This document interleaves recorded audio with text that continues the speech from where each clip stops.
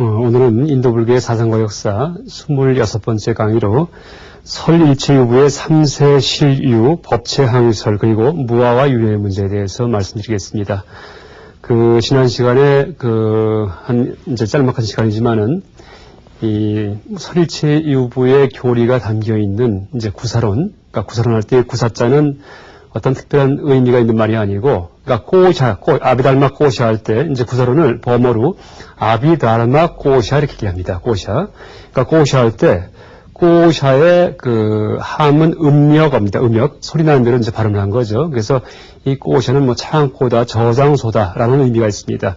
혹은 시 형식으로 이제 쓰여 있는 이제 그런 이 내용들을 체계적으로 이제 모아놓은 것을 이제 꼬샤다. 전통적으로 인도에서 이제 그렇게 얘기를 합니다. 그래서 아비달마 구사론 할 때 아비달마의 교리를 시 형식으로 모아서 표현하는 논서다라는 의미가 있습니다. 그래서 지난 시간에 이 구사론의 그런 법 체계에 대해서 이제 5.75법이죠. 그러니까 5단계에 나눠서 75개의 그런 심리 현상 혹은 어떤 물질 현상을 분류를 한다, 라고 얘기를 드렸는데, 이제 그 얘기를 간략하게 제가 소개드렸습니다. 그래서 조금 더 이제 그 얘기를 상세히 하면은요, 일단, 우리가 보통 제법을 분류할 때, 모든 법을 분류할 때, 그러니까 우리를 이루고 있는 구성 요소, 혹은 이제 그런 구성 요소가 개념화가 돼가지고, 부처님의 말씀에 의해서, 어떤 불교 교법으로 이제 정리가 되죠. 이제 가르침이 되는데, 그때는 오온이라고 얘기를 하죠, 오온.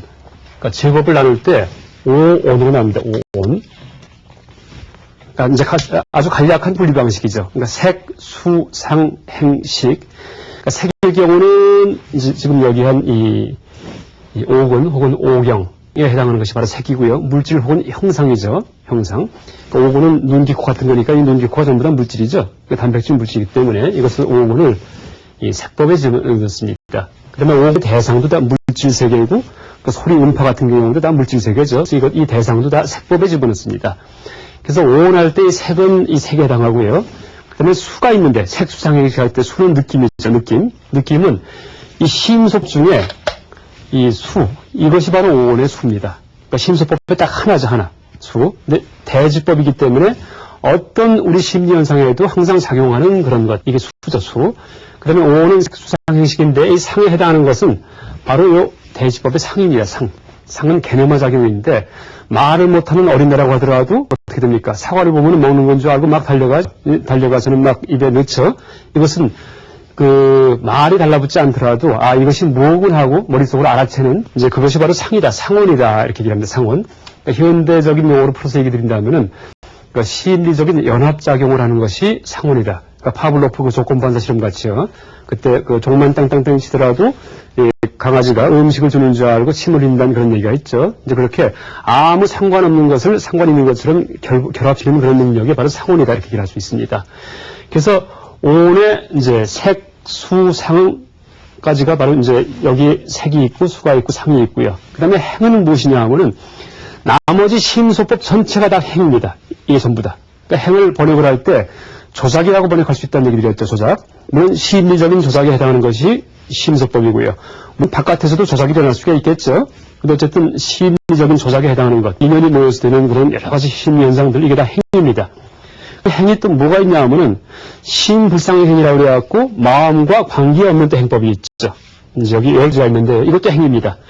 그러니까 5.75법설에서 가장 이제 비중이 큰 그런 이제 법이 바로 오온설 중에서 행법, 행의 비중이 제일 큽니다. 그래서 심소법 중에 수상만 제외한 나머지 전체는 심상의 행법, 그러니까 마음과 관계되는 행법이죠. 그 다음에 이 심상의 행법은 따로 분류해서 이제 이렇게 10가지를 또 나열을 하고 있죠. 이 색, 수, 상, 행이 다 됐죠. 그 다음에 식은 뭐냐 하면은 바로 심왕의 식이다 이렇게 얘기합니다. 심왕. 그래서 육식이 바로 이제 이 오온설에서 식에 해당하는 것이죠. 무위법은 오에 들어가지 않습니다. 그래서 무위법은 이제 별도가 되죠. 별도. 그래서 이 오온설 할 경우도 세상만사에 대한 분류법이라고 얘기할 수가 있고 5.75법 할 경우에도 세상만사에 대한 분류법이라고 할 수 있죠. 다른 내용이 아니고 75법설은 좀 세밀하게 비유한 것이고 오온설은 붉게 분류한 것이다 이렇게 얘기할 수 있습니다. 그 다음에 이 오온을 구사론에서는 그 음식을 먹는 것에 비유를 합니다. 그래서 우리가 오온할 때 일단 이제 오온이 색, 수, 상, 행, 식이죠. 색. 근데 이 색을 어디에 비유하냐면은 이제 우리가 그 음식을 일단 먹으려면 음식을 만들어야 되겠죠. 음식을 만들 경우에 이 그릇에 해당하는 것이 색이다라고 얘기합니다. 그릇에 음식을 담아야 되겠죠. 그다음에 수는 그릇에 담겨 있는 음식 재료입니다. 재료. 그래서 뭐 감자, 두부 이런 것들, 시금치 이런 것들이 이제 수죠. 수. 그다음에 상은 그 그릇 속에다가 재료만 넣고 끓일 경우에는 맛이 없죠. 그러니까 어떻게 됩니까? 양념을 내야지 돼요. 고춧가루, 소금, 양념 같은 이 상이 바로 양념에 해당한다 이렇게 얘기합니다. 그다음에 그렇게 놔둬봤자 음식이 되지가 않아요. 요리를 해야 되겠죠. 요리를 갖다가 누가 요리합니까? 요리사가 요리를 하죠. 우리가 요리를 하든지 어쨌든 요리하는 그 사람에 해당하는 것이 바로 행이고요. 행. 조작을 하는 거죠. 음식을 넣어가지고. 그 다음에 식은 어떻게 합니까? 요리가 끝나고 나면은 우리가 먹어야 되겠죠. 먹는 사람이 식이다 이렇게 얘기합니다. 근데 이 세상 만사의 요리는 내가 요리해서 내가 먹고 사는 것이다 이렇게 얘기를 하죠. 그래서 내가 이 세상 만사를 자업자득 내가 지어갖고 그러니까 내가 살아갈 세상을 내가 짓고 사는 겁니다. 내가. 그래서 이제 물론 요리 먼저 하고 먹고 살고 또 지금 내가 체험하는 모든 세상은 전생에 내가 요리했던 그런 세상이죠. 그래서 내가 지금 먹고 사는 거죠. 이렇게 오늘 그 비유해서 설명을 하고자 합니다. 근데 이 구사론에서는 이제 이 삼세 실유, 그 다음에 법체 항유라는 그런 이론을 주장하는데, 물론 이제 구사론의 주장이라보다도 설일체 유부의 주장이죠. 그러니까 제법, 모든 이런 법들은, 이런 5가지 요소들은 그 항상 존재한다, 실제한다, 이런 이제 얘기죠. 그래서 이것을 이제 삼세 실유, 법체 항유설이다, 이렇게 얘기를 합니다. 근데 이게 이제 무슨 의미냐 하면은, 삼세는 과거, 현재, 미래가 바로 삼세입니다. 삼세. 혹은 뭐 전생, 현생, 내생도 삼세가 되겠죠. 예, 이것은 다 실제 존재하고, 그러니까 과거, 현재, 미래가 없는 것이 아니고 실제 존재한다. 이렇게 얘기하죠. 그 다음에 법체는 항유하다. 법체는 이 제법, 모든 법, 이 요소들의 실체가 바로 법체입니다. 법체. 이것은 항상 존재한다. 라고 얘기를 합니다. 그런데 우리가 이제 얼핏 그 말을 듣고 나오면은 좀 의아하게 생각되는 점이 있을 겁니다. 그게 뭐냐 하면은 부처님 가르치면은 재행무상의 교리가 있죠. 재행무상. 모든 그 행, 지어진 것은 다 무상하다. 변해간다. 이런 얘기가 있는데, 삼세 시류 법체 항유, 항상 유, 존재한다. 항유. 이 법체 항유설에서는 모든 게 다 항상 존재한다. 얘기를 하기 때문에, 아이고, 이것은 재행무상의 교리와 위배되는 거 아닌가 하고 이제 오해할 수가 있어요. 근데 절대 재행무상의 교리와 절대 위배되는 게 아닙니다. 오히려 재행무상의 교리를 이 법에 의해서 표현을 해주기 위해서 제법에 의해서 표현해주기 위해서 이 법체 항유설이 이제 개발이 된 거죠. 이 법체 항유설의 그 의미가 뭐냐에 대해서는 이제 전통적으로 그 4가지 해석이 있었는데, 이 법구라는 스님, 법구존자, 묘음존자, 혹은 세우라는 스님, 혹은 각천이라는 스님께서 이제 각각 이 설을, 어떤 설을 갖다가 주장하셨는데, 그 자세한 얘기는 제가 뭐 여기서 너무 시간이 이제 오래 걸릴 것 같기 때문에 생략하고 그 요점만 말씀드리겠습니다. 이 법체 항유설의 요점은 이 제법은 과거, 현재, 미래에 걸쳐서 항상 그 시간대에 항상 존재한다 이렇게 얘기하는 겁니다. 다시 말해서 과거에 발생한 법은 과거 그 시점 그 시간대에 항상 존재하고 있다 이런 얘기입니다. 현재 지금 발생한 법들이요. 지금 제가 여기서 말씀을 드리고 있죠. 이런 모든 것도 법으로 분해가 될 수가 있죠. 마치 분자를 원자라는 요소로 분해하듯이 지금 제가 이렇게 하는 모든 현상을, 모든 이런 나타나는 것들을 갖다가 이 75법으로 분류할 수가 있어요. 그러니까 비유한다면은 우리가 찌개를 먹을 때, 음식을 하나 먹을 때, 찌개를 먹을 때 먹고 보고서는 뭘 할 수가 있습니까? 아이고, 여기 고춧가루 들어갔구나. 짭짤하니까 소금 들어갔구나. 그다음에 미원 넣었구나. 생선 들어갔구나. 시금치도 넣었네. 다 할 수 있죠. 실제는 찌개 국물 맛이 한 맛인데 그 한 맛을 가지고 거기에 들어간 양념과 재료를 판단해낼 수가 있어요. 그래서 이제 구사론의 이 법체계는 우리가 체험하는 현상은 지금 한 가지예요. 그냥 한 가지를 체험하고 있는데 이것을 이제 분석을 해가지고 가장 근본 요소가 뭐냐 해가지고 분석을 해서 75가지가 있구나 하고 분석을 해낸 겁니다. 그리고 그 75가지는 그 지금 체험하는 이런 모든 세상만사 그 체험하는 순간에는 존재하지만은 그 다음 순간이 되면은 사라지는 거예요. 그렇기 때문에 아까 조금 전의 시간대에는 그 법은 항상 존재하고 있어요. 타임머신을 타고 가야지만 그 법은 만날 수가 있어요. 또 앞으로 올 법들도 잠재가 돼가지고 미래가 아직 오지 않았다는 그런 의미죠. 미래의 세계 속에 잠재태로서 항상 존재하고 있다, 이런 얘기입니다. 그래서 이제 이것이 그 법체 항유의 의미입니다. 법체 항유. 그래서 이제 이 수학적으로 얘기한다면은, 혹은 현대 물리학적으로 얘기한다면은, 우리가 이제 이 공간 좌표는 보통 수학에서 x, y, z 좌표, 세 개의 좌표를 갖다 얘기해야지 이 공간 좌표가 형성이 되겠죠. 입체적인 세계가. 그 다음에 하나가 또 뭐 있습니까? 4차원을 얘기할 때 시간 좌표가 하나가 있죠. 시간 좌표. 근데 우리가 사는 세계는 3차원의 세계이기 때문에 시간 좌표는 거슬 수가 없죠. 그래서 과거로 돌아갈 수가 없어요. 그래서 이제 어쨌든 그 네 번째 좌표가 시간 좌표인데, 구설론에서 이 법체는 항유한다 할 때 이 법체가 항상 존재한다는 의미는 시간 좌표, 그 법이 발생했던 그 시간대, 시간 좌표상에 그냥 항상 존재하고 있다, 이런 얘기입니다. 항상 존재하고 있다.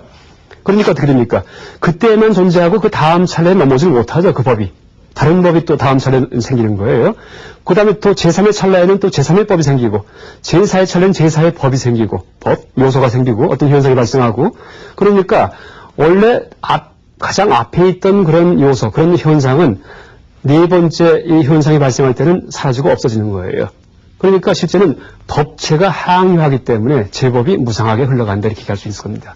그래서 이걸 조금 더 역설적으로 표현한다면은 제법은 상조하니까 무상하다, 이렇게 얘기할 수 있습니다. 상조하니까. 그러니까 시간 좌표상에 상조하기 때문에 무상하다, 항상 변해가는 것이다, 이렇게 얘기할 수가 있죠.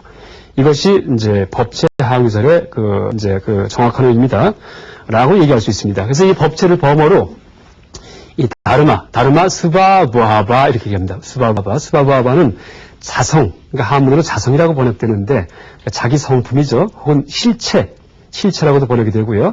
이 법의 실체는 이 과거에 발생했던 그런 그 어떤 현상, 그 현상을 이루고 있던 그 구성 요소로서의 법의 실체는 그 과거의 시간대만 있는 거예요. 지금은 절대 없어요. 지금 어떤 현상이 발생할 때 이 현상에 이제 동원된 그런 법들은 지금 현재 시간대, 지금 오늘 몇 월 며칠 몇 분 몇 초에 여기에만 존재하고 있어요. 이따가 10여 분이 지나고 1시간이 지나면은 그때는 지금 발생하는 이 시간대에 지금 시간에 있던 이 법들은 나중에 1시간 있다고 10분 있다가까지는 오질 못하죠. 그러니까 과거, 현재, 미래가 계속 무상하게 변해가는 거죠. 그러니까 법들이, 제법이 시간대에 다 상주하고 있기 때문에 각각 그 시간대만 상주하니까 이 미래로다가 흘러갈 수가 없다, 이렇게 일하죠. 이런 사상이 나중에 중국에 들어와서 이 구마라지 법사 시대에 그 제자가 되는 승조 스님이 계셨는데, 승조. 이제 이분이 승조 아주 큰 스님이시죠. 근데 젊을 때 요절하셨는데, 그러니까 요절하신 분인데, 이제 물불천론이라는 그런 논설을 저술하십니다. 그러니까 사물은 천류하지 않는다. 사물은 흘러가지 않는다, 이런 얘기입니다. 근데 재행무상이라는 교리랑은, 재행무상 부처님 가르침 중에 모든 게 변한다, 흘러간다, 이 교리랑은 완전히 상반되는데, 그 내용을 읽어보면 철저하게 재행무상을 설하는 그런 논설인데, 제목이 물불천론이에요. 사물은 흘러가지 않는다. 이게 바로 법체 항유설이다, 이렇게 얘기할 수 있습니다. 왜? 각각 시간대에 발생한 사건은 그 시간대에만 존재하고 있기 때문에 미래로 올 수가 없죠. 흘러가지 못하죠. 그러니까 미래 시간대에는 다른 법이 발생하죠. 그러니까 앞에 있던 것과 다르다는 점에서 무상한 것이고, 또 그 발생했던 법은 그 시간대에만 존재한다는 의미에서 항유한다, 흘러가지 못한다, 이렇게 얘기할 수가 있고요. 그래서 이 법체가 항유한다는 얘기랑 재행이 무상하다는 얘기는 이제 같은 의미이다라고 얘기할 수 있습니다. 이게 이제 3세 시류 법체 항유설이고요. 그러니까 물론 나중에 이제 중관 사상이든지 대승불교 공사상에 와서는 과거, 현재, 미래가 다 없다, 이렇게 얘기해버리죠. 그러니까 실제 없다, 이렇게 얘기합니다. 그러니까 이제 나중에 소개드리겠지만 그 논리는 어떻게 이제 되냐 하면은, 과거는 우리가 만난 적이 없어요. 한 번도. 만난 적이 없죠. 지금은 과거구나, 이렇게 얘기 못 합니다. 논리적으로 불가능해요.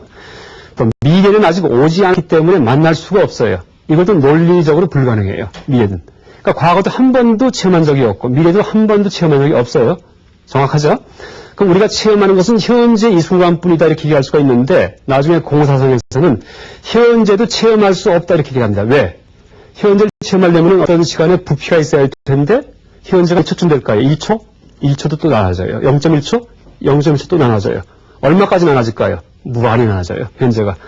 그러면 현재는 과거와 지나간 것, 미래, 오지 않은 것 틈 사이에 있을 공간이 없어요. 그렇죠? 현재가 있을 데가 없죠. 그러니까 현재도 없죠. 현재는 빵 증발하는 거예요. 그러니까 과거는 만날 수가 없어. 만난 적이 없어갖고 없고, 미래도 만날 수가 없으니까 없는 거고, 현재는 있을 틈이 없으니까 없죠. 그러니까 과거, 현재, 미래가 다 없다. 이렇게 얘기하는 것이 나중에 후대 대승불교의 이제 공사상 공연이고요. 이것이 또 금강경의 대승경전이죠. 이 과거신 불가득, 현재신 불가득, 미래신 불가득이라는 그런 경구에 의해서 표현이 되고 있죠. 그런데 이와 반대로 설일체유부에서는 과거도 있고 현재도 있고 미래도 있다 이렇게 얘기를 하죠. 단 어떻게 있냐 하면은 그 시간대에 법들, 제법이 다 존재한다 이런 얘기를 하는 겁니다. 우리가 여기서 이제 하나 오해해서는 안 될 것이 이 설일체유부의 교리가 보통 실제론이다 이렇게 표현하면서 세상 만사가 다 있다고 생각한 것이 설일체유부다라고 얘기를 하는데 절대 그런 것이 아닙니다. 세상 만사의 실체는 부정합니다. 제 법이 그 요소로서의 법들이 실제한다라고 생각하는 것이 설일체유부죠. 그래서 그 세상 만사는 어떤 거 세상 만사 중에 예를 들어 갖고 이제 마차가 있을 경우에 마차가 실제한다라고 보는 것이 설일체유부는 아닙니다. 절대. 마차는 뭐로 이루어져 있습니까? 수레바퀴, 마차 바퀴죠. 그 다음에 손잡이, 굴대 이런 게 합해져 갖고 마차가 되죠. 그럴 경우에 마차라는 실체는 없어요. 아무리 뒤져봐도 마차 그 자체는 없어요. 그 요소만 있을 뿐이지.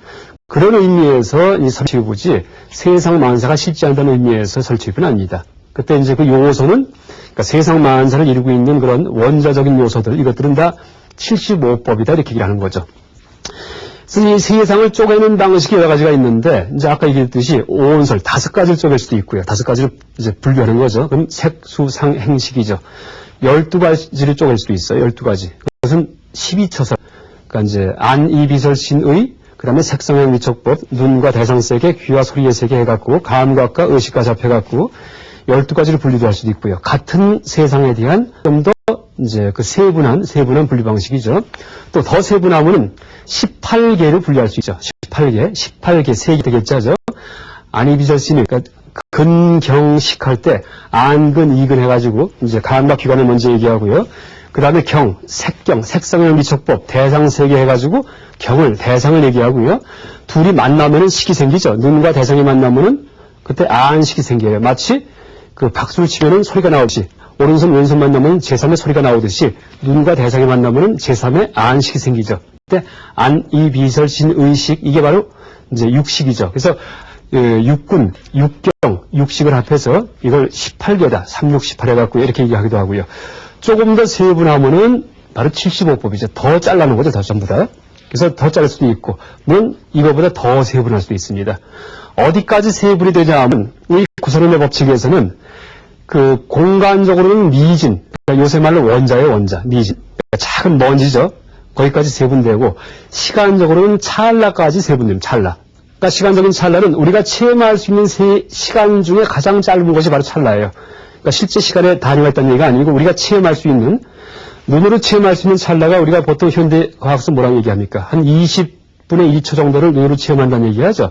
그것이 더 세분되면 체험 못해요. 그래서 보통 영화 필름이 1초 동안에 24장 정도가 확 지나가죠. 그러면 그것을 하나의 매끄러운 화면처럼 우리가 착각을 하게 되죠. 근데 이 구설론에서는 75분의 1초까지는 우리가 체험할 수 있다. 물론 눈만이 아니고 이제 감각이 된 소리일 수도 있고요. 이렇게 얘기를 하죠. 그 다음에 이제 미진설을 얘기하는데, 그 공간적으로 이제 원자가 바로 미진인데, 현대적으로 얘기해갖고요. 원자가 미진인데, 이 미진은 그 눈에 보이는 평정인 것을 잘라서 가장 작은 것까지 이제 그 잘랐을 경우에 남는 것이 이제 뭐냐 하면은 이것을 극미다. 아주 극도의 극도로 작은 미진이다. 이라죠. 그래서 7개의 극미가 모이면, 그러니까 최소 단위의 원자가 바로 극미입니다. 극미. 7개의 극미가 모이면은 1미취가 됩니다. 미취. 미가 모인 거죠. 극미가 모인 거니까 취자는 모일 취자입니다. 이걸 어떻게 이해해야 되냐면은 정 6년체의 한 년마다 이제 6년체니까 6개의 원자가 이제 달라붙고요. 중심부에 하나의 원자가 들어가면 7개가 되겠죠. 그래서 7개의 극미가 모이면은 1미취가 되고요. 1미취, 1극미취 하기도 하고요. 7개의 또 극미취가 7개가 또 모이면은 이때는 1금진. 그러니까 지수합 할 때 이제 이거는 4대라고 얘기하지만은 4대 말고 이제 보통 쇠붙이 금자 써가지고요. 금진. 그러니까 쇠붙이 같이 작은 먼지가 바로 금진입니다. 1금리치가 1금리 되고 7개의 금리치가 그 다음에 7개의 금진이 하나의 또 수진, 수진이 되고요. 그 다음에 7개의 수진, 그러니까 물 같은 먼지가 이제 7개 모이면은 나중에 토모진, 하나의 토끼 털끝 같은 그런 원자가 되고, 분자가 되고요. 토끼 털, 원자가 또 7개 모이면은 양털 같은 그런 분자가 되죠. 그러니까 1양모진. 양털 분자가 7개 모이면 소털 분자, 1우모진이 되고요. 그러니까 소털은 좀 굵죠? 점점점 굵은 털이 되죠? 소털 같은 분자가 또 7개 모이면 그때 하나의 격유진이 된다 이렇게 얘기하죠. 그러면서 비로소 우리 눈에 보인다. 안근에 보이기 시작한다 이렇게 얘기하죠. 안근에. 그래서 이 격유진은 어두운 방에 햇살이 들 때 햇살에 먼지가 막 반짝반짝거리죠. 그때 그 먼지 하나의 크기가 바로 격유진입니다. 그래서 이 격유진을 또 자르고 자꾸 잘라서 실에 몇 씀까지 잘라버리면 나중에 금리가 되죠. 그래서 이 금리와, 그러니까 세상 만사의 평면적인 모습은 금리가 모여서 된 것이고, 세상 만사의 시간적인 모습은 찰나가 모여서 된 것이다. 라고 얘기를 하는 것이 바로 이 아비달마 구사론의 그런 이 법체계죠. 그러니까 찰나법과 미진법이 모여가지고, 그러니까 가장 세분하면은 수천억, 수백억으로 세분할 수 있겠죠. 굵게 세분하면은 75개의 현상적인 분자로 이제 5.75법 할 때 세분할 수도 있고요. 더 굵게 나누면은 이제 오원설로 세분할 수도 있고요.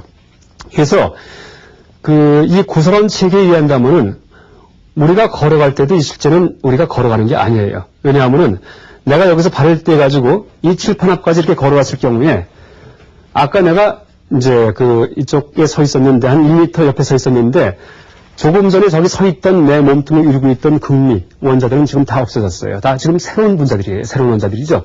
그래서 찰나 무상하게 세상 만사가 흘러가기 때문에 또 제가 여기 있다가 다시 아까 원위치로 갔을 경우에 저기 있던 나는 절대 일로 올 수가 없어요. 칠판 앞에 있던 나는 칠판 앞에 그 시간대, 조금 아까 한 20초 전에 그 시간대에 거기 존재할 뿐이지 과거의 시간대에 존재하는 거죠. 지금 여기에 있는 나는 현재의 나일 뿐이에요. 또 이따가 10초, 20초, 30분 있다가 여기에 서 있는 나는 지금의 나와는 또 달라요. 왜? 찰나 무성하기 때문에 75분의 2초만큼씩 계속 흘러가고 변해가기 때문에. 그래서 우리가 지금 이렇게 얘기하는 것도 실제 내가 얘기하고 내가 이렇게 움직이는 것이 아니고 마치 88 올림픽 때 이제 잠실 운동장에서 마스게임 하듯이 혹은 카드 섹션 하듯이 금리와 찰나가 모여가지고 입체적으로 우당탕 쿵쾅 흘러가는 것이 세상 만사의 모습이다 이렇게 얘기를 하죠. 이것이 바로 이 찰나 무상설 혹은 미진설적인 아비달마 구사론의 그런 이제 무아설이죠.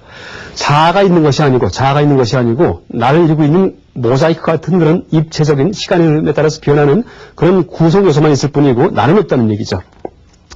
그래서 이렇게 매 순간 무상하게 흘러가는 것이 이제 바로 우리의 삶의 모습이고 그렇기 때문에 단 하나도 자기 독립적인 그런 어떤 법이 요소가 이 미래를 쭉 진행해 나간다는 그런 말을 할 수가 없죠. 이것이 바로 법체 하항유의 이론입니다. 그래서 우리가 보통 초기 경전에 나오는 무아설하고 그다음에 윤회설하고 윤회는 이제 계속 죽고 또 태어나고 한다는 그런 얘기죠.